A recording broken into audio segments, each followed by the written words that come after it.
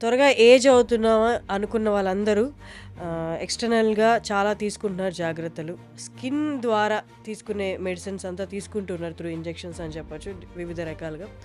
అలా కాకుండా internal medicine అనేది ఒకటి ఉంది. వృద్ధాప్యం వచ్చే వరకు ఆరోగ్యంగా ఉండడం ఎలా? కానీ మీ దగ్గరికి ఎలా వస్తారు అసలు జనాలు? కొంతమందికి చర్మం వ్యాధులు ఉంటాయి. అవి పెద్దగా డర్మటాలజిస్ట్ ట్రీట్ చేసే అంత పెద్ద వ్యాధి కాదు, చిన్న చిన్న మార్పులే అవసరం. అలాగే డైజెషన్ ప్రాబ్లమ్స్తో ఉంటారు. అలా అని గ్యాస్ట్రోఎంట్రాలజిస్ట్ దగ్గరికి వెళ్ళిపోయి పెద్ద పెద్ద ఆపరేషన్లు చేసుకోవాల్సిన పని కాదు. అసలు ఇంటర్నల్ మెడిసిన్ ద్వారా ఏంటి సొల్యూషన్? ముఖ్యంగా చూసుకోవాల్సిన 7 ఏజింగ్కి బయట ఉన్న మ్యాక్సిమం రీజన్స్ ఏంటి అంటే స్మోకింగ్ అండ్ ఆల్కహాల్. కానీ ఇది కాకుండా నిద్ర మనల్ని ఏజింగ్ చేస్తుందా? మనం ఎక్సర్సైజ్ చేసినా, ఎలాంటి ఫుడ్ తిన్నా, మనం పడుకున్నప్పుడు డీప్ స్లీప్లోకి వెళ్ళిన తర్వాత హ్యూమన్ గ్రోత్ హార్మోన్ అనే హార్మోన్ రిపేర్ చేస్తుంది బాడీని. ఫాస్టింగ్ అనేది కంపల్సరీయా or is that an optional thing? Fasting చాలా ముఖ్యమైనది. స్లీప్ తర్వాత నెక్స్ట్ ఏంటి అంటే ఫాస్టింగే. ఎక్కువ అవర్స్ ఫాస్టింగ్ కూడా leads to stones in kidney అంటారు. ఫాస్టింగ్ చాలా కాలం ఉండి నీళ్లు సరిగ్గా తీసుకోకపోవడము, దీనివల్ల సెలబ్రిటీస్ ఇది వాడుతున్న ప్రోడక్ట్ ఏంటి అంటే ఎక్స్టర్నల్ కొలాజన్ ఇంటేక్ అనమాట. అది త్రూ టాబ్లెట్స్ ద్వారా కానీ ఇంజెక్షన్స్ ద్వారా కానీ కొలాజన్ తీసుకుంటే మన స్కిన్ ఎలాస్టిసిటీ బాగుంటుంది, ఏజింగ్ అనేది ఫాస్ట్గా అవ్వదు అని. కొలాజన్ చాలా ఇంపార్టెంట్ అండి. అది మన నెయిల్స్లో ఉంటుంది, స్కిన్లో ఉంటుంది, జాయింట్స్లో ఉంటుంది. అది న్యాచురల్గా తగ్గిపోతూ ఉంటుంది మనం ఏజ్ పెరుగుతూ ఉంటుంది. What is this biological age? మనం బర్త్డేలు ఏం చేసుకుంటామో అది మన క్రోనలాజికల్ ఏజ్. అది మనందరికీ తెలుసు. కానీ మన శరీరం అదే ఏజ్ ఉంది అనే అవసరం లేదు. ఇంత ఇన్ఫర్మేషన్ వినిన తర్వాత వెంటనే అందరికి వచ్చే క్వశ్చన్ ఏంటి అంటే ఇవన్నీ ఎక్కువ ఛార్జెస్ ఉంటాయేమో, ఎక్కువ ప్రైస్ ఉంటుందేమో మేము వెళ్ళి చూపించుకోవడానికి అంటే దాని గురించి మీరు అంటే ఎగ్జాక్ట్గా చెప్పకపోయినా ఒక అవగాహన. హెల్దీ ఏజింగ్ అంటే డాక్టర్ని రీచ్ అయ్యే కన్నా ముందే మనం చాలా చేసుకోవచ్చు. అది నేను చెప్పాను కదా, ఫుడ్లో ఎలాంటి జాగ్రత్తలు తీసుకోవాలి, నిద్ర, ఎక్సర్సైజ్, స్ట్రెస్ని ఎలా మేనేజ్ చేసుకోవాలి, ఇవన్నీ మీరు ఇంట్లో కూర్చొని చేసుకునేవే చెప్పాను. ఇవన్నీ చేస్తున్నా కూడా సమస్యలు ఇంకా ఉన్నాయంటే అప్పుడు వచ్చి సంప్రదించవచ్చు.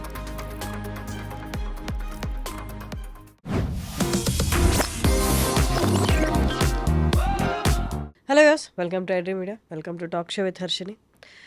నార్మల్గా ఇప్పుడు అందరూ చాలామంది లైఫ్ స్టైల్ వల్ల అని చెప్పొచ్చు, లేకపోతే పొల్యూషన్ వల్ల చెప్పొచ్చు, త్వరగా ఏజ్ అవుతున్నామా అనుకున్న వాళ్ళందరూ ఎక్స్టర్నల్గా చాలా తీసుకుంటున్నారు జాగ్రత్తలు. డర్మటాలజిస్ట్ దగ్గరికి వెళ్తున్నారు, స్కిన్ ద్వారా తీసుకునే మెడిసిన్స్ అంతా తీసుకుంటున్నారు త్రూ ఇంజెక్షన్స్ అని చెప్పొచ్చు వివిధ రకాలుగా. అలా కాకుండా ఇంటర్నల్ మెడిసిన్ అనేది ఒకటి ఉంది. సో మనం ఇవేమీ కాకుండా త్రూ మన బాడీలో చేంజెస్ చేసుకుంటూ, డైట్లో చేంజ్ చేసుకుంటూ, లైఫ్ స్టైల్ చేంజ్ చేసుకుంటూ మనం ఏజింగ్ అనేది కొంతవరకు స్టాప్ చేయొచ్చు అన్నది ఇవాళ నాతో ఉన్న సమత గారు, డాక్టర్ సమత గారు, internal medicine MD in internal medicine and longevity expert అంటున్నారు. అంటే నాకు తెలిసిన నాలెడ్జ్ నేను కొంతవరకు చెప్పాను. పూర్తి డీటెయిల్స్ సమత గారిని అడిగి తెలుసుకుందాం. నమస్తే. నమస్తే అండి, ఎలా ఉన్నారు? గుడ్. సో నాకు అర్థమైన నాలెడ్జ్తో కొంచెం చెప్పగడానికి ట్రై చేశాను, but you are the right person to speak more. అంటే ఇప్పటి నుంచి తక్కువ మాట్లాడతాను, మీరే ఎక్కువ చెప్పాలి. What is this internal medicine? ఇప్పుడు దాకా మాకు తెలిసింది అంటే ఎక్కువ అవేర్నెస్ ఉన్నది ఏంటి అంటే యూనో విత్ ఇంజెక్షన్స్, పిఆర్పి, వీటన్నిటి ద్వారా మనం ఏజింగ్ అనేది కొంతవరకు స్టాప్ చేయొచ్చు. ఇన్ఫ్యాక్ట్ కరెక్ట్ వర్డ్ చెప్పాలంటే యాంటీ ఏజింగ్ అని వాడుతున్నారు. What is this internal medicine all about? Internal anti ageing అంటున్నాం కదా. సో బేసికలీ ఏంటి అంటే మనకి రెండే తెలుసు. ఒకటి జబ్బు వస్తే డాక్టర్ దగ్గరికి వెళ్ళడము, హాస్పిటల్కి వెళ్ళడము, లేకపోతే జబ్బు లేకపోతే ఇంట్లో ఉండడం, మన పనులు మనం చేసుకోవడం, రెండే తెలుసు. కానీ రెండిటికి మధ్య అంటే ఏదైనా జబ్బు వచ్చే ముందు బాడీలో చాలా చేంజెస్ జరుగుతాయి. అవి ముందే మనం గనక పట్టుకుంటే, అవి కొన్ని టెస్టుల ద్వారా ముందే తెలుసుకుంటే ఏం జరుగుతుంది, ఎక్కడ ఇంబ్యాలెన్స్ అయింది అనేది ముందే తెలుసుకుంటే కొన్ని చేంజెస్ చేసుకొని ఈ జబ్బులు మనము లేట్గా పుష్ చేయొచ్చు, ఎర్లీగా రాకుండా. ఎలాంటివి? మోకాల నొప్పులు, sugar, type 2 diabetes, hyper tension, ఈ కార్డియాక్ జబ్బులు, క్యాన్సర్, ఇవన్నీ మనము లేట్గా వచ్చేలాగా చేయొచ్చు. లేదంటే దీన్నే స్లోయింగ్ డౌన్ ఏజింగ్ అంటారు. అంటే వృద్ధాప్యం వచ్చే వరకు ఆరోగ్యంగా ఉండడం ఎలా? ఓకే. అది internal anti ageing. Anti ageing కన్నా మనం హెల్తీ ఏజింగ్ హ్మ్. అని చెప్పుకోవచ్చు. కొంతవరకు పాజిటివిటీ తెచ్చినా, కొంతవరకు అది కైండ్ ఆఫ్ కంపల్షన్ అనేది జనాల్లో పడిపోయిందేమో అన్నట్టు అనిపిస్తుంది. వృద్ధాప్యం వచ్చిన తర్వాత ఆరోగ్యంగా ఉండడం ఎలా? అంటే మన పనులు మనం చేసుకోగలగాలి. హ్యాపీగా, హెల్తీగా ఉండాలి. మన పిల్లలతో ఆడుకోగలగాలి. ఎక్కువ హాస్పిటల్ చుట్టూ తిరిగే జబ్బులు రాకుండా ఉండేలాగా ఉండాలి. హ్మ్. ఎక్కువ మందులు వాడకూడదు. ఇదే కదా మనకు కావాల్సింది. హ్మ్. ఇండిపెండెన్స్, మనల్ని మనం చూసుకోగలగాలి. తొందరగా ఏమైనా జారి పడ్డప్పుడు ఎముకలు అవి విరగకుండా స్ట్రాంగ్‌గా ఉండాలి. ఇది మనకు కావాల్సింది హెల్తీ ఏజింగ్‌లో. అది కాకుండా ఈ జబ్బులనేవి ఒక్కసారి వచ్చాయంటే, ఇవి డయాబెటిస్ గానీ, హైపర్‌టెన్షన్ గానీ, హార్ట్ డిసీజెస్ గానీ మనకు తెలుసు. అవి మనకి లైఫ్ లాంగ్ ఉంటాయి. హ్మ్. అంటే లైఫ్ లాంగ్ మనం మందులు వాడుతూ కంట్రోల్‌లో పెట్టుకోవాలి. హ్మ్. మరి అవి రాకుండా ఉంటే ఇంకా బెటర్ కదా! అవి రాకుండా ఎక్కువ కాలం ఆరోగ్యంగా ఉండడం ఎలా? ఇది ఓకే. మనము హెల్తీ ఏజింగ్ ద్వారా ఇవాళ సాధ్యం. దీన్నే మనము స్లో డౌన్ ఏజింగ్ అనొచ్చు. హ్మ్. రివర్స్ ఏజింగ్ అంటారు. యాంటీ ఏజింగ్ అని ఏ పదాలు వాడినా హ్మ్. మనము జబ్బులు తొందరగా రాకుండా హ్మ్. మనం ఓల్డ్ ఏజ్‌లోకి హెల్తీగా, ఆరోగ్యంగా వెళ్ళాలి. కానీ మీరన్నట్టు ఇప్పుడు నాకు ఏదైనా హెల్త్ ప్రాబ్లమ్ వచ్చింది డాక్టర్ దగ్గరికెళ్తాను. లేకపోతే నాకు ఏజింగ్ సింప్టమ్స్ కనిపిస్తే నేను డాక్టర్ దగ్గరికెళ్తాను. కానీ మీ దగ్గరికి ఎలా వస్తారసలు జనాలు? ఎలా రావాలి? ఎ ఎందుకోసం రావాలి? ఎలా రావాలి? ఎందుకు రావాలి? ఇప్పుడు కొంతమందికి చర్మం వ్యాధులుంటాయి. అవి పెద్దగా డెర్మటాలజిస్ట్ ట్రీట్ చేసే అంత పెద్ద వ్యాధి కాదు. హ్మ్. చిన్న చిన్న మార్పులే అవసరం. అలాగే గట్ ఇష్యూస్, డైజెషన్ ప్రాబ్లమ్స్‌తో ఉంటారు. అలా అని గ్యాస్ట్రోఎంట్రాలజిస్ట్ దగ్గరికెళ్ళిపోయి పెద్ద పెద్ద ఆపరేషన్‌లు చేసుకోవాల్సిన పని కాదు. హ్మ్. అంటే తేపులు రావడం కానీ, అవును. తిన్నది సరిగ్గా అరగకపోవడం గానీ, పొట్ట ఉబ్బరంగా అనిపించడం గానీ ఇలాంటివి. లేదు 40లోకెళ్ళాము, 30లో, 20లో ఉన్నట్టుగా ఎనర్జీ లేదు. తొందరగా అలసిపోతున్నాం. మధ్యాహ్నం అయ్యేసరికి నిద్రొస్తుంది. హ్మ్. ఎనర్జీ ఉండట్లేదు. పిల్లలతో ఆడుకోలేకపోతున్నాను. లేదు నడుం భాగం పెరిగిపోయింది. ముందులాగా లేను. హ్మ్. ఇలాంటి చిన్న చిన్న మార్పులు. అలాగే బ్లడ్ టెస్ట్‌లలో ఇప్పుడిప్పుడే కొలెస్ట్రాల్ మెల్లగా పెరగడం చూస్తున్నాము. ఈ మధ్య బ్లడ్ ప్రెషర్ ఇంత ఎక్కువ ఉండేది కాదు. తక్కువ ఉండేది. అలాగని హైపర్ టెన్షన్‌కి ట్రీట్మెంట్ తీసుకునే అంత ఎక్కువ కాదు. ఇప్పుడు మనము 130 పైన కిందది 90 పైన ఉన్నప్పుడు హైపర్ టెన్షన్ అని మందులు పెడతాం. అంటే ఒక్కసారి బ్లడ్ ప్రెషర్ చెక్ చేసి పెట్టము. తరచుగా ఎక్కువగా ఉంటే అప్పుడు హైపర్ టెన్షన్ అని మందులు పెడతాం. కానీ అంతకు ముందు ఇంకా ఎంత తక్కువ పెట్టుకుంటే బెటరు. అసలు చెప్పాలంటే పైది 125, హ్మ్. కిందది బ్లడ్ ప్రెషర్ 75 అంతలోపు మెయింటైన్ చేస్తే మనం బాగా హెల్తీగా ఉన్నట్టు. హ్మ్. సో, ఇలాంటి చిన్న చిన్న మార్పులు వచ్చినప్పుడే వాటికి మనం సరైన జాగ్రత్తలు తీసుకుంటే హుహు. డయాబెటిస్, హైపర్‌టెన్షన్ అటు ఎళ్ళకుండా ఉంటాం. స్టార్టింగ్ ఆ! సింప్టమ్స్ అని చెప్పొచ్చా? అవునండి. హ్మ్. సో, ఇక్కడే మనం కేర్ తీసుకుంటే మీరు చెప్తున్న ఇంటర్నల్ మెడిసిన్ ద్వారా. సో, మనం అవాయిడ్ చేయొచ్చు లేటర్ అవును. ఆన్ స్టేజెస్‌లో. అంటే ఇప్పుడు ఓకే. ఇవి నాకు ఈ సింప్టమ్స్ ఉన్నాయి. మీరు చెప్పిన సింప్టమ్స్ ఉన్నాయి. గట్ స్లైట్‌లీ డిస్టర్బెన్సెస్ ఉంది. ఆహ్, కొలెస్ట్రాల్ లెవెల్ కూడా ఇప్పుడిప్పుడే పెరుగుతుంది. సో, మీ దగ్గరికొస్తే ఏంటి అసలు ఏం చెప్తారు? ఏం చేస్తారు అనేది? అసలు ఇంటర్నల్ మెడిసిన్ ద్వారా ఏంటి సొల్యూషన్ వాళ్ళు? సో, మనము ముఖ్యంగా చూసుకోవాల్సిన 7 న్యూట్రిషన్ ఎలా ఉంది? ఆహార పద్ధతి ఎలా ఉంది? పొద్దునుండి రాత్రి వరకు అసలు ఏం తింటున్నాం? హ్మ్. ఫాస్టింగ్ చేస్తామా? ఉపవాసం ఉంటామా? ఉంటే ఎన్ని గంటలు ఉంటాము? ఫుడ్ తింటే ఎక్కడ తింటాం? బయట తింటామా? రెస్టారెంట్‌లో తింటామా? ప్యాకేజ్ ఫుడ్ తింటామా? ప్లాస్టిక్ డబ్బాల్లో తింటామా? ఫ్రై చేసుకొని తింటామా? బాయిల్ చేసుకొని తింటామా? ఎలా తింటాం? హ్మ్. ఎలాంటి ఆయిల్ వాడతాం? మేకప్‌లు అవి యేసుకుంటామా? ఒంటిపైన ఎంత టాక్సిన్స్ ఉన్నాయి? ఎలాంటి వాటర్ ఫిల్టర్డ్ వాటర్ వాడతామా? ఎలాంటి వాటర్ వాడతాము? ఈ ప్లాస్టిక్ డబ్బాల్లో వాటర్ వాడతామా? అది. స్లీప్ ఎలా ఉంది? ఎన్ని గంటలు పడుకుంటాం? పడుకుంటే డీప్ స్లీప్‌లోకి వెళ్తామా? మధ్యలో లేస్తామా? స్నోరింగ్ చేస్తామా? హ్మ్. ఊపిరి ఆగిపోతుందా మధ్యలో? యాప్నియా ఉంటుందా? హ్మ్. హార్మోన్స్ ఎలా ఉన్నాయి? బ్యాలెన్స్‌లో ఉన్నాయా లేదా? బాడీలో ఏదైనా ఇన్‌ఫ్లమేషన్ ఉందా? బాడీ స్ట్రెస్ ఇన్‌ఫ్లమేషన్ అంటే బాడీ స్ట్రెస్‌ఫుల్‌గా ఉందా? ఫైటింగ్ స్టేజ్‌లో ఉందా? దానికి టెస్ట్‌లు ఉంటాయి చెప్తాను. సో, ఇంకా అలాగే మైండ్ అసలు రెస్ట్‌ఫుల్‌గా ఉందా? Mental health issues, emotional disturbances ఏమైనా ఉన్నాయా? ఇవన్నీ చూస్తామన్నమాట. అలాగే న్యూట్రిషన్ కరెక్ట్‌గా ఉందా? విటమిన్స్ ఏమైనా డెఫిషియెంట్‌గా ఉన్నాయా? హ్మ్. ఇవన్నీ చూస్తాము.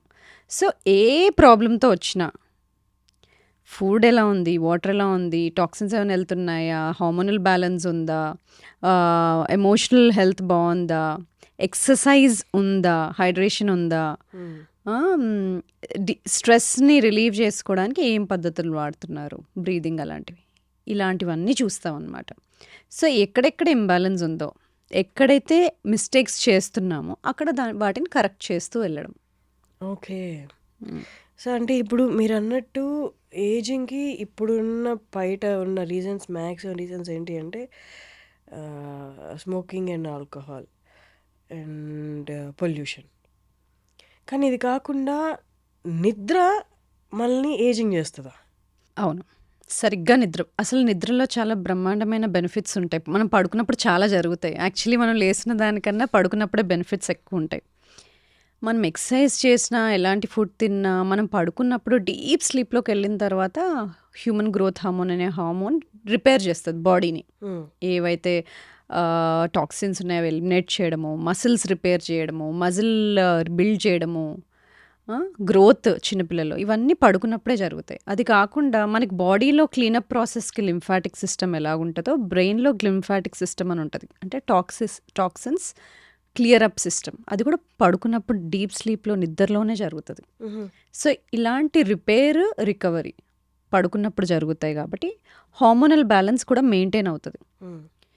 మనకి సర్కేడియన్ రిథమ్ అనేది ఒకటి ఉంటుంది. అంటే సూర్యోదయం అయినప్పుడు లేవడము, అస్తమించినప్పుడు పడుకోవడం, ఇలాంటిది మనము అసలు హ్యూమన్ బాడీ అలా ఉండేది.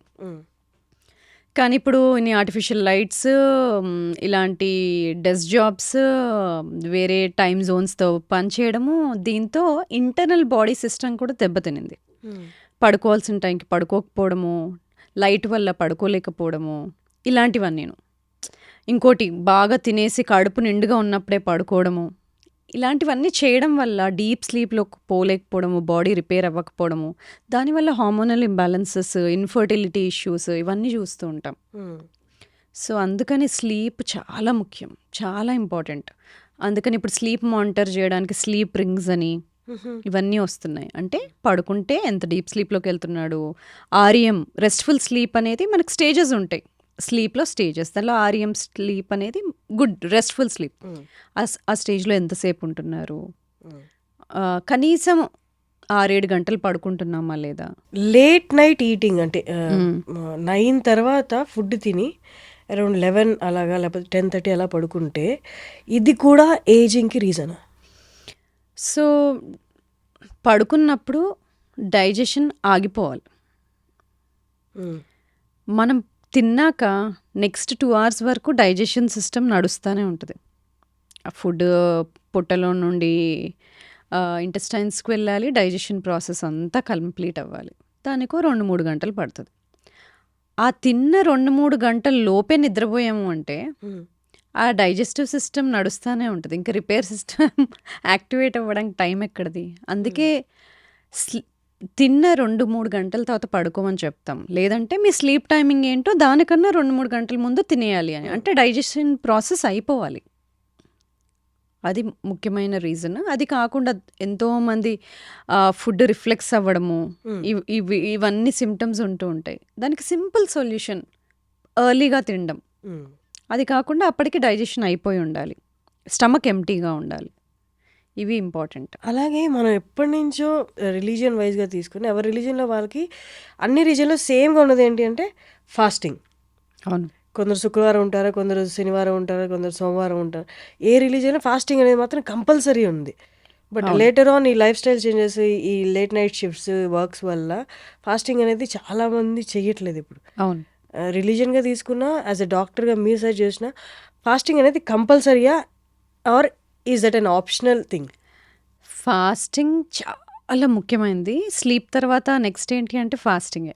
కానీ ఫాస్టింగ్ ఎవరు చేస్తున్నారు? ఆడవాళ్ళ, మగవాళ్ళ? జబ్బున్న వాళ్ళు చేస్తున్నారా? వాళ్ళు ట్యాబ్లెట్స్ వేసుకుంటున్నారా? ఈ సినారియోస్ని బట్టి ఒకవేళ ట్యాబ్లెట్స్ వేసుకుంటున్నారు షుగర్కి, బీపీకి అంటే డాక్టర్స్తో కొలాబరేట్ అయ్యి వాళ్ళ సహాయంతో ఫాస్టింగ్ చేసుకోవాలి. కానీ అదర్వైజ్ మీకు ఇవన్నీ జబ్బులు లేవు, ఫాస్టింగ్ చాలా ముఖ్యమైనది. ఎందుకంటే ఫాస్టింగ్ ద్వారా కొన్ని బాడీలో సర్ట్యూన్స్ అంటాం. అవి ఎంజైమ్స్ మనల్ని చాలా కాలం బతికేలాగా చేస్తాయి. లాంజివిటీ జీన్స్ అంటాం. వాటిని యాక్టివేట్ చేయడానికి ముఖ్యమైనది ఫాస్టింగే. సెకండ్ది క్యాలరీ రెస్ట్రిక్షన్, అంటే మనకి ఎంత అవసరమో దానికన్నా కొంచెం తక్కువ తినడం.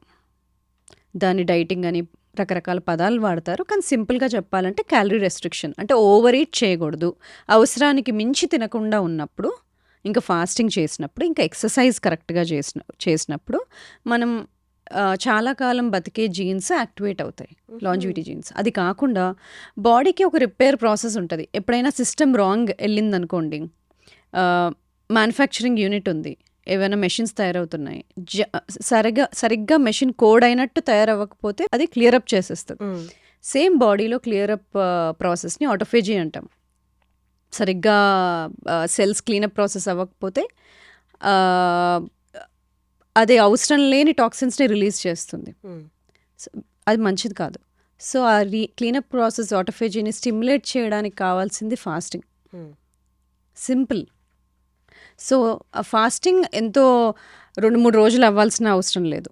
సింపుల్ చిన్న ఫాస్టింగ్ 12 hours, 12 గంటలు. అంటే రాత్రి 7కి తినడం ఆపేసామంటే పొద్దున 7కి తింటే 12 గంటలు ఫాస్టింగ్ ఉన్నట్టే. ఒకవేళ 12 గంటలు ఆల్రెడీ అలవాటు ఉన్న వాళ్ళు 13 గంటలు, 14 గంటలు అలా పెంచుకుంటూ వెళ్ళొచ్చు. కానీ ఆడవాళ్ళకి మగవాళ్ళకి కొంచెం డిఫరెన్స్ ఉంటుంది. ఆడవాళ్ళు సైకిల్ అంతా మనకి హార్మోన్స్ డిఫరెంట్గా ఉంటాయి కాబట్టి ఆడవాళ్ళ ఫాస్టింగ్ శైలి కొంచెం చేంజ్ అవ్వాలి. మనకి మెన్స్ట్రువల్ సైకిల్ పీరియడ్స్ మొదలైన తర్వాత ఒక 6వ రోజు నుండి ఒక 15వ రోజు వరకు బాగా ఎక్సర్సైజ్ చేయొచ్చు, బాగా ఫాస్టింగ్ చేయొచ్చు. కానీ పీరియడ్ దగ్గరకు వస్తున్న సమయంలో హార్మోన్స్ లోగా ఉంటాయి కాబట్టి ఆ టైంలో బాడీ సహకరించదు ఫాస్టింగ్కి. సో అప్పుడు లాంగ్ ఫాస్టింగ్ చేయకూడదు, తక్కువ చేసుకోవాలి. ఓకే. కానీ నేను విన్నాను ఎక్కువ అవర్స్ ఫాస్టింగ్ కూడా leads to stones in kidney అంటారు. Is that true? డీహైడ్రేషన్ ముఖ్యంగా. ఒకవేళ ఫాస్టింగ్ చాలా కాలం ఉండి నీళ్లు సరిగ్గా తీసుకోకపోవడము, దీనివల్ల, లేదంటే మనము కీటో డయట్ అంటే ఫ్యాట్ ఎక్కువ తీసుకుంటూ కార్బ్స్ తీసుకోకుండా ఉన్నప్పుడు, అలాంటివి చేస్తున్నప్పుడు కొంతమంది కిడ్నీ స్టోన్స్ తయారవ్వచ్చు. కానీ కరెక్ట్గా చేసినప్పుడు, హైడ్రేషన్ బాగా తీసుకుంటున్నప్పుడు, ఎలక్ట్రోలైట్స్ అంటే సోడియం పొటాషియం మంచిగా తీసుకుంటున్నప్పుడు అలాంటి ప్రాబ్లమ్స్ ఏమీ రావు. ఓకే.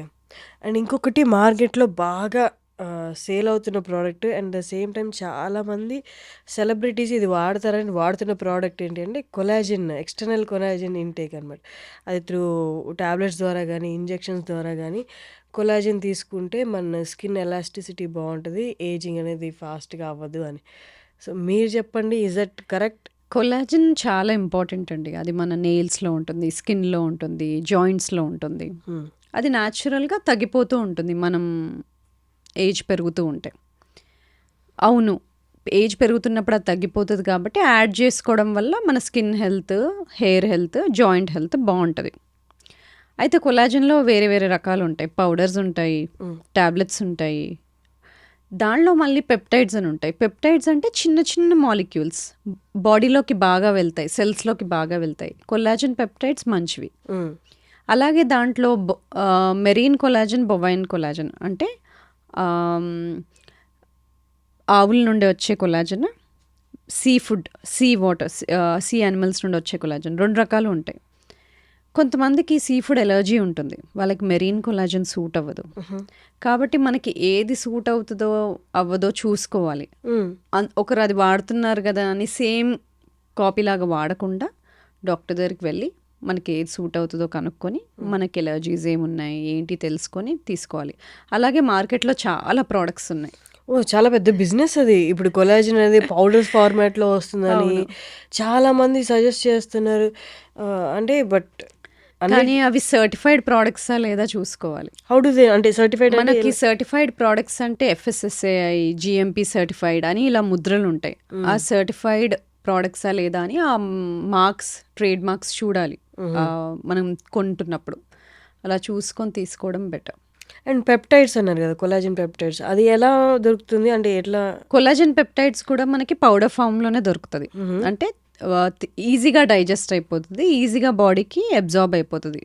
సో అవి కూడా మనకు పౌడర్ ఫామ్లో దొరుకుతాయి, కొలాజన్ పెప్టైడ్స్ అనేవి కూడా. ఓకే. ఇప్పుడు కొలాజన్ తీసుకునే వాళ్ళు వాళ్ళు పర్చేసింగ్ ఐదర్ సజెషన్ తీసుకొని డాక్టర్ దగ్గర తీసుకోవాలి, లేదు వాళ్ళందరికీ వాళ్ళు వాడాలనుకుంటే ఇట్స్ నాట్ కరెక్ట్. వాళ్ళంతటా వాళ్ళు వాడాలనుకుంటే ఫస్ట్ థింగ్ అదే సర్టిఫైడా కాదా అని అది చూసుకోవాలి, మంచి పెప్టైడ్స్ ప్రోడక్ట్ ఎలా లేదా. అడగాలి వాళ్ళు? ఇన్ కేస్ మెడికల్ షాప్కి వెళ్ళి వాళ్ళు పెప్టైడ్స్ కొలాజన్ పెప్టైడ్ చాలా వరకు జనరల్ ఫార్మసీస్లో మనకు దొరకకపోవచ్చు మనకు కావాల్సిన పెప్టైడ్స్. కాబట్టి అది డాక్టర్ దగ్గరికి వెళ్ళి రాయించుకొని తీసుకుంటే better. Better. Okay. Concerned dermatologist అయినా ఎవరైనా డాక్టర్ దగ్గరికి వెళ్ళి అడిగి తీసుకుంటే ఓకే. బెటర్. ఈ మధ్య ఎక్కువ చూస్తున్నాము మీ బయలాజికల్ ఏజ్ తెలుసుకోవడం ఎలా అని కూడా అంటున్నారు. అంటే మన ఏజ్ ఏంటో నాకు తెలుసు, నా ఏజ్ ఏంటో నాకు తెలుసు. What is this biological age? మనం బర్త్డేలు ఏం చేసుకుంటామో అది మన క్రోనలాజికల్ ఏజ్, అది మనందరికీ తెలుసు. కానీ మన శరీరం అదే ఏజ్ ఉంది అనే అవసరం లేదు. నేను నా జీవన శైలి ఎలా ఉంది, నా ఆహార పదార్థాల లైఫ్ ఎలా ఉందన్న దాన్ని బట్టి నా ఏజ్ ఎక్కువ ఉండొచ్చు తక్కువ ఉండొచ్చు, నా ఇంటర్నల్ బాడీ ఏజ్, దాన్ని బయలాజికల్ ఏజ్ అంటాం. కాబట్టి మన బర్త్డే ఏజే మన బాడీ ఏజ్ అవ్వాల్సిన అవసరం లేదు. అందుకని ఎవరైతే బాగా రోజు ఆహారం బాగా తీసుకుంటారో, జీవనశైలి బాగుంటుందో, ఎక్సర్సైజ్ బాగా చేస్తారో, వీళ్ళ బయలాజికల్ ఏజ్ కొంచెం తక్కువ ఉంటుంది. అయితే దీనికి సింగిల్ టెస్ట్ ఏదైనా ఉంటుందా అంటే అది సింగిల్ టెస్ట్తో చెప్పలేం. ఎందుకంటే చాలా కాంప్రహెన్సివ్గా చూడాలి. ఎందుకంటే ఒక ఏజ్ అనేది కాంప్లెక్స్ ప్రాసెస్. దానికి ఒక ఇంటర్నల్ ఏజ్ ఇవ్వాలి అంటే ఏమేమి చూడాలి? బ్లడ్లో అంటే మనం కొలెస్ట్రాల్ చూస్తాము, షుగర్స్ ఎలా ఉన్నాయో చూస్తాము. అలాగే మెజర్మెంట్లో మన వేస్ట్ టు హిప్ రేషియో అంటే నడుం భాగం తుంటి భాగము మెజర్ చేసినప్పుడు దానికి కొలతలు తీసుకున్నప్పుడు ఆడవాళ్ళైతే వేస్ట్ టు హిప్ రేషియో 0.85 కన్నా ఎక్కువ ఉంటే, లేదు మగవాళ్ళల్లో 0.9 కన్నా ఎక్కువ ఉంటే వాళ్ళకి టైప్ 2 డయాబెటీస్ కానీ, కొలెస్ట్రాల్ కానీ, హైపర్ టెన్షన్ కానీ, గుండె జబ్బులు కానీ వచ్చే ప్రమాదం ఎక్కువ. అందుకనే ఈ కొలతలు కూడా ఇంపార్టెంటే. ఇంతకుముందు బిఎంఐ అని చూసేవాళ్ళం, బాడీ మాస్ ఇండెక్స్, అంటే మీ హైట్కి మీరున్న వెయిట్ ఎంత అని. కానీ దాంట్లో కొన్ని లోపాలు ఉంటాయి. ఎలా? బాగా ఎక్సర్సైజ్ చేసే అతను ఉంటాడు, అతనికి మసిల్ ఎక్కువగా ఉంటుంది, మీరు బిఎంఐ చూస్తే ఎక్కువగా ఉంటుంది, అంటే కొవ్వు ఎక్కువ ఉన్నట్టు కాదు కదా. అందుకని మనకు కరెక్ట్గా తెలవాల్సింది బాడీ కాంపోజిషన్ అనాలిసిస్. అంటే బాడీలో కండరాలు ఎన్ని ఉన్నాయి, కొవ్వు ఎంత ఉంది, ఎముకల క్వాలిటీ ఎలా ఉంది, బోన్, ఫ్యాట్, మసిల్ రేషియో, ఇది ముఖ్యమైనది బిఎంఐ కన్నా. సో ఇవి తెలియాలి. బ్లడ్ మార్కర్స్ ఇంతకుముందు చెప్పాము. ఇది కాకుండా మనకి కొత్తగా ఎపిజెనెటిక్ క్లాక్స్ అని వచ్చాయి. అంటే ఏంటి? మనకందరికి ఒక బ్లూ ప్రింట్ ఉంటుందా, మన బాడీ ఇలా తయారవ్వాలని. మన అమ్మలు మనకి పుట్టినప్పుడు మనకు ఒక డిఎన్ఏ జీన్స్ ఉంటాయి, అది మన బ్లూ ప్రింట్. అది మనం చేంజ్ చేయలేం. అది మనకి ఫ్యూచర్లో ఎలాంటి జబ్బులు వస్తాయి అనేది ఒక 10 to 15% డిసైడ్ అయి ఉంటుంది. అంటే 80 to 85% తర్వాత మనం ఎలాంటి ఆహారం తీసుకుంటాము, వ్యాయామం చేస్తామా లేదా, స్ట్రెస్ఫుల్గా ఉంటామా, నిద్ర ఎలా పోతున్నాము, జీవనశైలి ఎలా ఉంది అన్న దాన్ని బట్టి ఆ మిగతా 85% డిసైడ్ అవుతుంది. దీన్ని ఎపిజెనెటిక్స్ అంటాము. అంటే జీన్స్ చుట్టూ మనం చేసే మార్పులు ఏంటి అని. దీన్ని డిఎన్ఏ చుట్టూ జరిగే మార్పుల్ని గమనించి వచ్చిన టెస్ట్ ఎపిజెనెటిక్ టెస్ట్. కొంచెం ఏదైనా ఒక టెస్ట్ దగ్గరగా ఉందా అంటే అది ఎపిజెనెటిక్ టెస్ట్ అనమాట. ఓకే.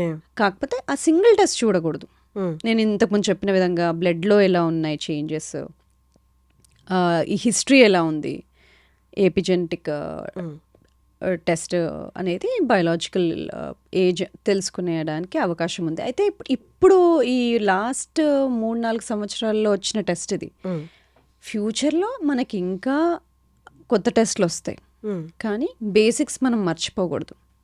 బేసిక్స్ ఏంటి? నడుం భాగం తుంటి భాగం రేషియో అని చెప్పాను, మన మసిల్ బోన్ ఫ్యాట్ రేషియో అని చెప్తున్నాము, అంటే బాడీ ఫ్యాట్ పర్సంటేజ్ ఎంత ఉంది, బ్లడ్లో ఈ లిపిడ్ ప్రొఫైల్స్ కానీ, బ్లడ్ షుగర్స్ కానీ, విటమిన్ ప్రొఫైల్స్ కానీ, హోమోసిస్టిన్, లైపోప్రోటీన్, ఇవన్నీ ఎలా ఉన్నాయి, ఇవన్నీ బేసిక్స్.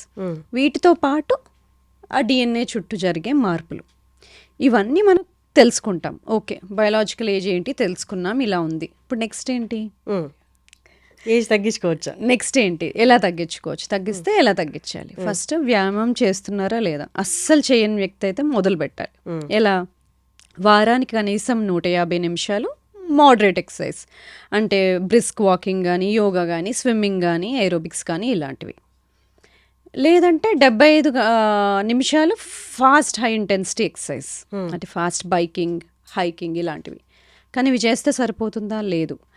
మనము వృద్ధాప్యం వచ్చినాక, ఓల్డ్ ఏజ్ వచ్చినాక ఆరోగ్యంగా ఉండాలంటే ఆ ఏజ్ ఎంటర్ అయ్యేటప్పుడు, 50 ఎంటర్ అయ్యేటప్పుడు మన మసిల్ కండరాలు బాగుండాలి. అప్పటికీ కండరాలు తక్కువగా ఉన్నాయంటే మీకు డెఫినెట్గా ఈ జబ్బులు తొందరగా వచ్చేస్తాయి. ఇవి 4: డయాబెటీస్, హైపర్ టెన్షన్, కార్డియాక్ జబ్బు, క్యాన్సర్లు, స్ట్రోకు. ఇవి అయితే ఎందుకంటే 40 తర్వాత 40 సంవత్సరాలు ఒకసారి దాటామంటే ప్రతి సంవత్సరానికి 1% మజిల్ పోతుంది. కానీ దాంతో వచ్చే ప్రాబ్లం ఏంటి? మజిల్ పోతూ ఉంటే మనం తినే ఫుడ్ ఎనర్జీగా మారకుండా కొవ్వుగా మార్చి వెయిట్ పుట్ ఆన్ అవుతాం. మెల్లగా ఇన్సులిన్ రెసిస్టెన్స్లోకి వెళ్తుంది. అంటే మెటబాలిక్ ఫ్లెక్సిబిలిటీ తగ్గిపోతుంది, మెటబాలిక్ హెల్త్ అప్పటి నుండి డిస్టర్బ్ అవుతుంది. అదేంటంటే నేను 40 వరకు బాగానే ఉండదని 40 తర్వాత అన్ని మార్పులు చూస్తున్నా అంటారు కదా, ఇది ఇన్సులిన్ రెసిస్టెన్స్ అనేది మొదలవుతుంది. దీన్ని తగ్గించుకోవడానికి మనం స్ట్రెంగ్త్ ట్రైనింగ్, రెసిస్టెన్స్ ట్రైనింగ్ చేసుకున్నప్పుడు ఈ కండరాలు కోల్పోయే కెపాసిటీని తగ్గిస్తాం. మజిల్ లాస్ తగ్గుతుంది. మజిల్ లాస్ తగ్గినప్పుడు మెటబాలిజం బాగుంటుంది, అంటే మనం జబ్బుల్ని దూరంగా నెట్టుతున్నట్టేగా. సో అది కాకుండా ఫుడ్లో ఏం మార్పులు చేసుకోవాలి? మొదటిగా ఎవరైనా refined seed oils, sunflower oil, canola oil, rice bran oil, ఇవన్నీ మనం వాడుతున్నట్లయితే ఫస్ట్ ఇవి తీసేయాలి. అసలు మనకు మార్కెట్లో ఉన్నవే అవి కదా. అవి రిఫైన్డ్ ఆయిల్స్. మనం కోల్డ్ ప్రెస్డ్ ఆయిల్స్ వాడుకోవాలి. కోల్డ్ ప్రెస్డ్ అంటే గానుగ నూనెలు, ఫ్రెష్గా చేసేవి. అవి కొబ్బరి నూనె కానీ, లేదంటే గానుగ నూనెనే రైస్ బ్రాన్ కానీ, గానుగ నూనె, నల్ల నువ్వుల నూనె, ఇవి వాడుకోవచ్చు. ఇవి కూడా తక్కువ వాడాలి. ఎందుకంటే ఈ నూనెలు ఈ మన మోడర్న్ డేస్ వచ్చినాక తయారైనవి. ఈ పాతకాలంలో ఎంత ఎక్కువ నూనె వాడేవాళ్ళం కాదు. సో ఈ నూనెల వల్ల మనకు బాడీలో ఇన్ఫ్లమేషన్ పెరుగుతుంది. సో ఈ నూనెలు తగ్గించుకోవాలి. అలాగే ఫుడ్ వండే విధానంలో ఎక్కువ డీప్ ఫ్రైడ్ ఫుడ్స్, బాగా గ్రిల్ చేసిన ఫుడ్స్ ఇవి తినకూడదు. ఎందుకంటే దానిలో క్యాన్సర్ కాజింగ్ ఏజెంట్స్ పెరుగుతాయి. బాగా డీప్ ఫ్రైడ్ ఫుడ్స్లో నైట్రేట్స్ పెరగడము ఇలాంటివి జరుగుతాయి. సో అలాగే షుగర్ ఎక్కువ ఉన్న ఫుడ్స్ తినకూడదు. Sugar is directly related to inflammation, బాడీని ఇన్ఫ్లేమ్ చేస్తుంది. సో షుగర్ తగ్గించుకోవాలి, డీప్ ఫ్రైడ్ ఫుడ్స్ తగ్గించుకోవాలి. అంటే బాగా ప్రాసెస్ చేసి పీచు పదార్థం తీసేసిన ఫుడ్స్, పిండి పదార్థాలు తక్కువ చేసి, ఇప్పుడు గోధుమ పిండి బదులు ఫుల్ గోధుమలు వాడటం కానీ ఇలాంటివి. సో ప్రాసెస్డ్ ఫుడ్స్ తగ్గించుకొని, డీప్ ఫ్రైడ్ ఫుడ్స్ తగ్గించుకొని, ఈ seed oils, refined seed oils కనుక తగ్గించుకుంటే మనం బాడీని యాంటీ ఇన్ఫ్లమేటరీగా వెళ్తుంది. అది కాకుండా ప్లేట్లో కూరగాయలు ఎక్కువ ఉండేలాగా రోజు కూరగాయలు మార్చి తినడము, ఫ్రూట్స్ తీసుకోవడము, నీళ్లు బాగా తీసుకోవడము, హోల్ ఫుడ్స్ తీసుకోవడం ద్వారా మనం మార్చుకోవచ్చు. ఇదే కాకుండా తినే పద్ధతిలో కూడా కొంచెం మార్పులు చేసుకోవాలి. ఫస్ట్ మనం కూరగాయలతో మొదలు పెట్టాం అనుకోండి తినడం, అది ఆల్రెడీ స్వెల్ అయిపోతుంది పొట్టలో. తర్వాత వచ్చే ఫుడ్ని స్లోగా అబ్జార్బ్ చేసుకుంటుంది. అదే తినడం అన్నంతో మొదలు పెట్టామనుకోండి ఎక్కువ తినేస్తాం. ఎందుకు? ఆ స్విచ్ ఆన్ అవ్వదు, కడుపు నిండింది అనే స్విచ్ తొందరగా ఆన్ అవ్వదు. అదే మనము కూరగాయలు ఫస్ట్ తిని దానిలో ఫైబర్, పీచు పదార్థం ఎక్కువగా ఉంటుంది, నెక్స్ట్ వచ్చే ఫుడ్ని తక్కువ తీసుకుంటుంది. తర్వాత ప్రోటీన్ ఉన్న ఫుడ్ అంటే పప్పులు, చికెన్ ఇలాంటివి తీసుకున్నప్పుడు కడుపు నిండింది అనే ఒక హార్మోన్ ఉంటుంది, పెప్టైడ్ వైవై అంటాం, అది యాక్టివేట్ అవుతుంది. నీకు నిండింది, ఇంకా తక్కువ తినొచ్చు అని. నెక్స్ట్ ఫ్యాట్స్, నెయ్యి వేసుకుంటాం కదా, నెయ్యి కానీ కొబ్బరి నూనె కానీ ఇలాంటివి ఏమైనా కొబ్బరి వేసి చేసుకున్నప్పుడు, లేదా ఆలివ్స్ కానీ ఇలాంటివి తిన్నప్పుడు కూడా కడుపు నిండుతుంది. దాని తర్వాత మనము అన్నము అవి తీసుకోవచ్చు. దాంతో ఇలాంటి ఒక శైలిలో తింటే కూడా మార్పులు చాలా జరుగుతాయి. ఓకే. సో ఇలా ఫుడ్ది.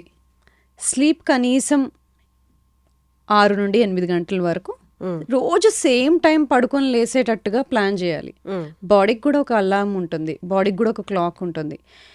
ఇవాళేమో 8కి పడుకొని రేపు 12కి పడుకొని మళ్ళీ ఎల్లుండ 10కి పడుకొని బాడీకి ఒక టైం సింక్ లేకుండా ఉండకూడదు. ప్రతిరోజు ఒక నియర్లీ సేమ్ టైంకి పడుకోవడం ఇంపార్టెంట్. ఇది కాకుండా స్ట్రెస్ డైరెక్ట్గా అన్ని జబ్బులకి కారణమే. స్ట్రెస్ కొంచెం ఇంపార్టెంటే. ఇప్పుడు నేను పాడ్కాస్ట్ ఉంది, స్ట్రెస్ఫుల్గా ఉంటాను, దానివల్ల బాగా చేస్తాను, అది ఓకే. టెస్ట్ ఉంది, కొంచెం స్ట్రెస్ఫుల్గా ఎక్కువ చదువుతాను, బాగా రాస్తాను, తర్వాత ఓకే. తర్వాత ఆగిపోవాలి, స్ట్రెస్ కంటిన్యూ అవ్వద్దు. నేను ఇంటికి వెళ్ళినాక కూడా ఇంకా స్ట్రెస్ఫుల్గా ఉండకూడదు. స్ట్రెస్ వచ్చినప్పుడు బాడీలో కార్టిజాల్ అనే హార్మోన్ రిలీజ్ అవుతుంది, దానివల్ల షుగర్ పెరుగుతుంది, కొంచెం హార్ట్ రేట్ పెరుగుతుంది, దానివల్ల మనం టాస్క్ని బాగా కంప్లీట్ చేస్తాం. కానీ బాడీకి కొన్నిసార్లు రాంగ్ స్ట్రెస్సెస్ ఇచ్చినప్పుడు, అంటే ఇప్పుడు ఫోన్లో మెసేజ్ వస్తుందేమో, నెక్స్ట్ ఇంట్లో ఏం చేస్తున్నారు, ఇలా అన్నెసెసరీ స్ట్రెస్సెస్ ఎక్కువగా తీసుకుంటున్నప్పుడు ఆ కార్టిజాల్ అనేది ఆఫ్ అవ్వదు. అది ఆఫ్ అవ్వాల్సిన టైంకి ఆఫ్ అవ్వకపోతే అన్నెసెసరీగా హార్మోనల్ బ్యాలెన్సెస్ స్టార్ట్ అవుతాయి. బాడీ ఇన్ఫ్లేమ్డ్ అయిపోతుంది, అప్పుడు హార్మోనల్ చేంజెస్ జరుగుతాయి, వెయిట్ పుట్ ఆన్ అవ్వడము, ఇవన్నీ లాంగ్ టర్మ్, చాలా కాలం స్ట్రెస్ఫుల్గా ఉన్నప్పుడు. కాబట్టి స్ట్రెస్ ఉన్నప్పుడు దాన్ని తగ్గించుకోవడం ఎలా, ఇలాంటివి మనం అందరము ఇన్కార్పొరేట్ చేసుకోవాలి. బాగా స్ట్రెస్ఫుల్గా అనిపిస్తుంది, అప్పుడు మనకి పొట్టలో ఏదో తిప్పేసినట్టుగా అనిపిస్తుంది. ఎందుకండి బ్రెయిన్లో స్ట్రెస్గా ఉంటే పొట్టలో ఎందుకు తిప్పాలి? అంటే బ్రెయిన్ పొట్ట రెండు కనెక్టెడే. పొట్టలోనే మనకి 80% సెరటోనిన్, అంటే మైండ్ కామింగ్ హార్మోన్ అనేది పొట్టలో నుండి రిలీజ్ అవుతుంది. కాబట్టి మనము పొట్ట ఎలా ఉందో మైండ్ అలా ఉంటుంది, మైండ్ ఎలా ఉంటే పొట్ట అలా ఉంటుంది. సో క్లీన్ ఫుడ్ తినడం అందుకని ఇంపార్టెంట్, మూడ్ బాగుంటుంది. అలాగే ఇప్పుడు డీస్ట్రెస్ చేసుకోవాలి, ఇలాంటి స్ట్రెస్ఫుల్గా అనిపిస్తుందంటే బ్రీదింగ్, చాలా రకాల బ్రీదింగ్ టెక్నిక్స్ ఉన్నాయి. బాక్స్ బ్రీదింగ్ అంటాము, డయాఫ్రమాటిక్ బ్రీదింగ్ అంటాము. ఏదేమైనా మనం ఊపిరి పీల్చుకొని ఆపుకొని తర్వాత ఊపిరి వదిలినప్పుడు ఎక్స్ప్రెషన్ అంటాం. అది కొంచెం స్లోగా వదలాలి. అంటే ఇన్స్పిరేషన్ కన్నా పొడవుగా ఉన్నప్పుడు, ఎక్స్ప్రెషన్ ఎక్కువగా ఉన్నప్పుడు స్లోగా మనం బ్రీదింగ్ వల్ల బాడీకి కూల్ డౌన్ అవుతున్నాము అనే సిగ్నల్ పంపించడం. ఇలాంటి డీస్ట్రెస్ టెక్నిక్స్ మనము ఈ మోడర్న్ లైఫ్ స్టైల్స్లో చేసుకోవాల్సిందే ప్రతి ఒక్కళ్ళము. సో ఇలా స్ట్రెస్ మేనేజ్మెంట్, స్లీప్ని కరెక్ట్గా చేసుకోవడము, ఫుడ్ ఇలా తీసుకోవడము, వ్యాయామం చేసుకోవడము, మసిల్ కాపాడుకోవడము, మన కండరాలు కాపాడుకోవడం, ఇవన్నీ ఇంటర్నల్ యాంటీ ఏజింగ్లో చిట్కాలు, టెక్నిక్స్. ఇప్పుడు మీరు చెప్పిన ఇంటర్నల్ ట్రీట్మెంట్ ఏదైతే ఉందో, ఇంటర్నల్ మెడిసిన్ ట్రీట్మెంట్ ఏదైతే ఉందో, మీరు చెప్పినట్టు అన్ని ఏజ్ వాళ్ళు 30 నుండి 60 వరకు 70 వాళ్ళు పాటించవచ్చా, లేకపోతే ఏజ్ వైజ్ డిఫరెన్సెస్ ఏమైనా ఉంటాయి? నేను ఇప్పుడు చెప్పినట్టు అందరూ పాటించవచ్చు, 30 నుండి 70 దాకా, 80 దాకా. కానీ 40-50 దాటుతున్నప్పుడు మనం మసిల్ స్ట్రెంథనింగ్ ఎక్సర్సైజ్ ఎక్కువ చేయాలి.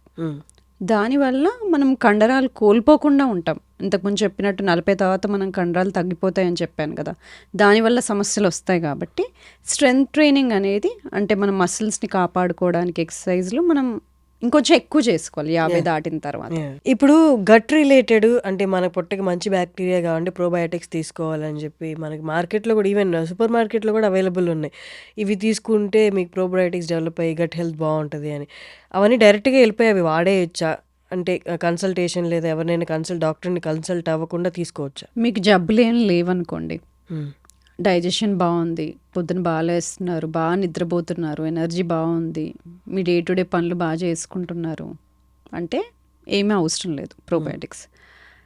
లేదు కొంచెము ఏదైనా తింటే అరగకపోవడము, కొంచెం డైజెషన్ ఇష్యూస్ మొదలయ్యాయి అంటే ఓకే, ప్రోబయోటిక్స్ తీసుకోవచ్చు. కానీ తీసుకుంటున్నప్పుడు ఎలాంటివి తీసుకోవాలి? మార్కెట్లో ఎన్ని ఉన్నాయి కదా, ఏం తీసుకోవాలి అంటే లాక్టోబాసిలస్ అని ఉన్నవి కానీ, బైఫిడో బ్యాక్టీరియం అని ఉన్నాయి కానీ, ఈ 2 కలిపి ఉన్నాయి కానీ, ఇలాంటివి తీసుకోవచ్చు.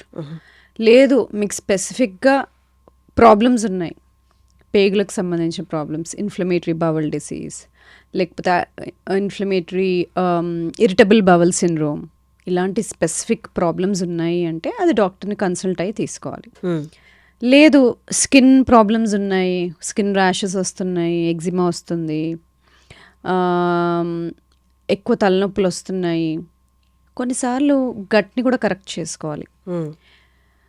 గట్ కనుక బేసికలీ గట్లో అంటే చిన్న స్మాల్ ఇంటెస్టైన్లో మనకి బ్యాక్టీరియా, ఫంగై, వైరసెస్ అన్నీ ఉంటాయి, బ్యాలెన్స్డ్గా ఉంటాయి.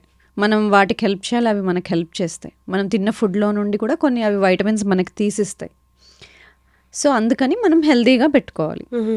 దానికి ఒక ఫౌండేషనల్ బ్యాక్టీరియా అని కొన్ని ఉంటాయి. హ్మ్. అవి బ్యాలెన్స్డ్గా ఉండాలి. కానీ ఎప్పుడైతే ఆ బ్యాలెన్స్ కోల్పోతాయో కొన్ని అవసరం ఉన్న బ్యాక్టీరియా తక్కువ అవడం, అవసరం లేని బ్యాక్టీరియా ఎక్కువ పెరగడం వల్ల మనకు కొన్ని ప్రాబ్లమ్స్ రావచ్చు. హ్మ్. అవి స్కిన్ ప్రాబ్లమ్స్ లాగా బయటపడవచ్చు, జాయింట్ ప్రాబ్లమ్స్ లాగా బయటపడవచ్చు, అలాగ వేరే వేరేగా బయటకు వస్తాయి. హ్మ్. అలాంటప్పుడు ఇంబ్యాలెన్స్ ఉన్నట్టు. ఇంబ్యాలెన్స్ ఉన్నప్పుడు టెస్ట్ చేసుకోవడం ఎలా?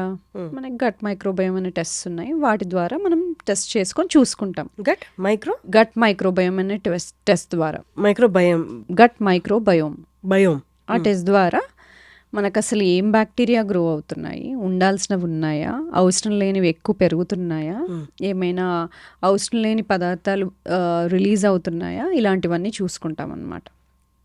ఎందుకంటే ఇలాంటి బ్యాలెన్స్ లేనప్పుడు ఎక్సర్సైజ్ కెపాసిటీ తగ్గిపోవచ్చు, మైగ్రేన్స్ రావచ్చు, ఇంతకుముందు నేను చెప్పిన విధంగా ఐబిఎస్, ఐబిడి రావచ్చు, హార్ట్ డిసీజ్కి రిస్క్ పెరగవచ్చు, హైపర్ టెన్షన్కి రిస్క్ పెరగవచ్చు. సో గట్ అనేది ఇన్నిటికీ కనెక్ట్ అయి ఉంది. ఇప్పుడు ఈ గట్ మైక్రోబయోమ్ ఏదైతే ఉందో టెస్ట్, అది వాళ్ళు రెగ్యులర్గా అంటే ఎక్కడ చేయించుకోవచ్చు? అది నేను చేస్తాను, ఇప్పుడు చాలా మంది డాక్టర్స్ చేస్తున్నారు. Okay, okay, Available consult test. అవ్వచ్చు. ఓకే. సో అలా ఏంటి ప్రాబ్లం చూసుకుని దానికి తగ్గట్టుగా ట్రీట్మెంట్ తీసుకోవాలి. కానీ ఏ ట్రీట్మెంట్ తీసుకున్నా దాంట్లో నేను చెప్పినట్టుగా ఫ్రైడ్ ఫుడ్స్, బాగా ప్రాసెస్ చేసిన ఫుడ్స్, షుగరు, ఇలాంటివి తగ్గించుకోవాలి. బాగా గ్రిల్ చేసిన ఫుడ్స్, రిఫైన్డ్ ఆయిల్స్, ఇలాంటివన్నీ తక్కువ చేసినప్పుడు బాడీ యాంటీ ఇన్ఫ్లమేటరీ స్టేట్లోకి వెళ్ళిపోయి సిమ్టమ్స్ అన్నీ తగ్గుతాయి. ఓకే. దానికి తోడ్పడుతూ కొన్ని సప్లిమెంట్స్, ప్రోబయోటిక్స్ అవి వాడినప్పుడు బాడీ ఒక బ్యాలెన్స్లోకి వస్తుంది అనమాట. నైస్. ఇప్పుడు అంటే ఇంత ఇన్ఫర్మేషన్ వినిన తర్వాత వెంటనే అందరికి వచ్చే క్వశ్చన్ ఏంటి అంటే, ఇవన్నీ ఎక్కువ ఛార్జెస్ ఉంటాయేమో, ఎక్కువ ప్రైస్ ఉంటుందేమో మేము వెళ్ళి చూపించుకోవడానికి అంటే, దాని గురించి మీరు అంటే ఎగ్జాక్ట్గా చెప్పకపోయినా ఒక అవగాహన జనాలకి. హెల్దీ ఏజింగ్ అంటే డాక్టర్ని రీచ్ అయ్యే కన్నా ముందే మనం చాలా చేసుకోవచ్చు. అది నేను చెప్పాను కదా, ఫుడ్లో ఎలాంటి జాగ్రత్తలు తీసుకోవాలి, నిద్ర, ఎక్సర్సైజ్, స్ట్రెస్ని ఎలా మేనేజ్ చేసుకోవాలి, ఇవన్నీ మీరు ఇంట్లో కూర్చొని చేసుకునేవే చెప్పాను. ఇవన్నీ చేస్తున్నా కూడా సమస్యలు ఇంకా ఉన్నాయంటే అప్పుడు వచ్చి సంప్రదించవచ్చు, అప్పుడు హెల్ప్ చేస్తాను. లేదు అంటే మిగతావన్నీ మీరే డాక్టర్ల దగ్గరికి ఎవరి దగ్గరికి వెళ్ళకుండా ఇంట్లోనే చేసుకునే మార్పులు ఇవన్నీ. సో మిమ్మల్ని కన్సల్ట్ అవ్వాలి అంటే ఎక్కడ, ఎలాగా, ఒక్కసారి మీ హాస్పిటల్ గురించి? మా clinic name PMX health centre for longevity and personalised medicine. 30 నుండి 70, 80 దాకా ఎవరైనా ఆరోగ్యంగా ఉండాలనుకుంటున్నప్పుడు, ఆరోగ్యంగా వృద్ధాప్యంలోకి వెళ్ళాలి అనుకుంటే వాళ్ళందరికీ అవసరం ఉండే ట్రీట్మెంట్స్ ఇక్కడ ఉంటాయి. Okay, that's nice. Thank you so much for coming, Samatha గారు. Thank you.